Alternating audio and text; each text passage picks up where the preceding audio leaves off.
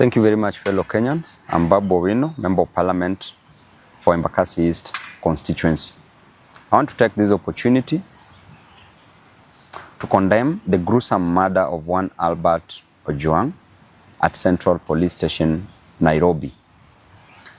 I want to demand that the officers who committed this heinous act must be arrested and charged with murdering one innocent man, Albert Ojwang.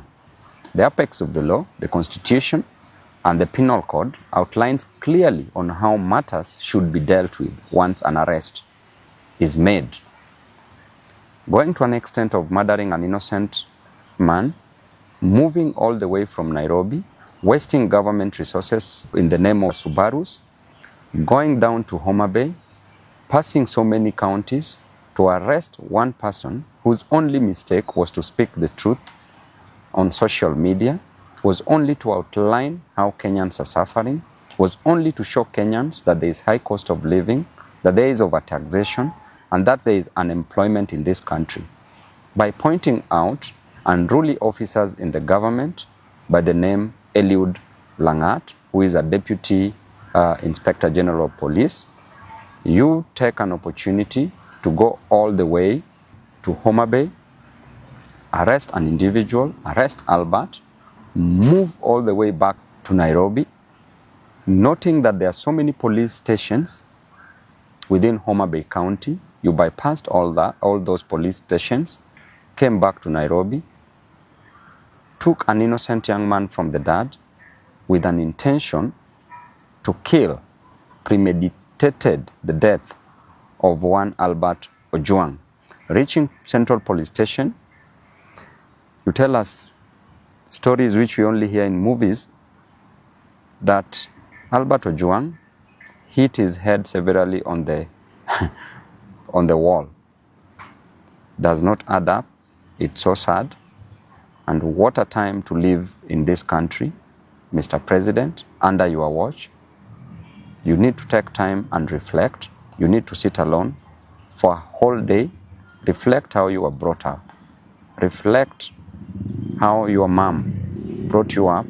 As you always say that you are brought up from a very humble background. Reflect on that. Reflect how far you've come to where you've reached.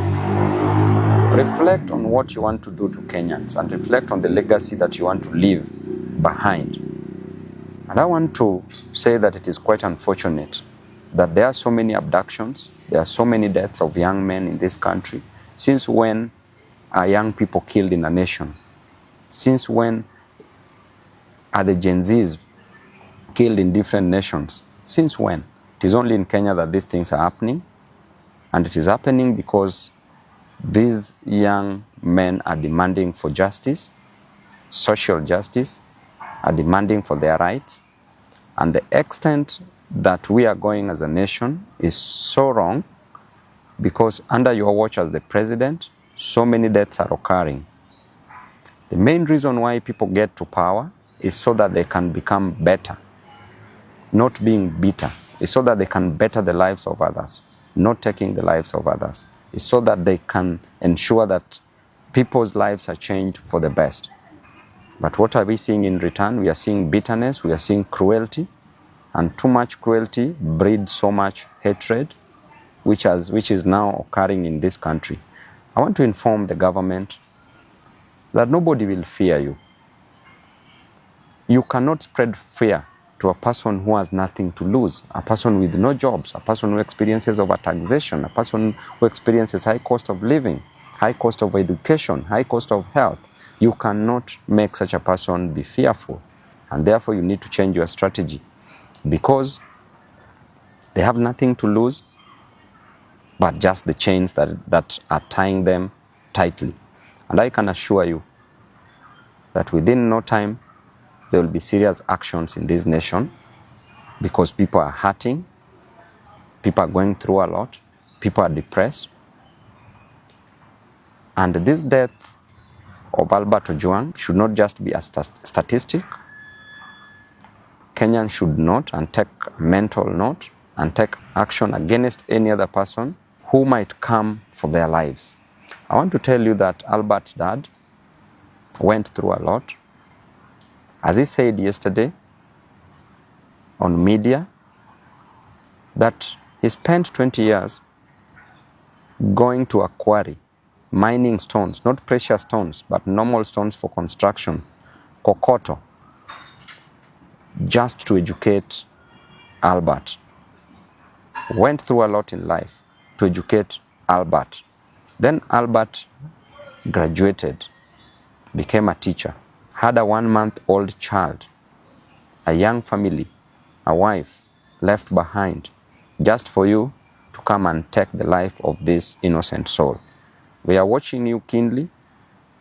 As a leader, I will speak my mind, and I will never give you the key to my brains.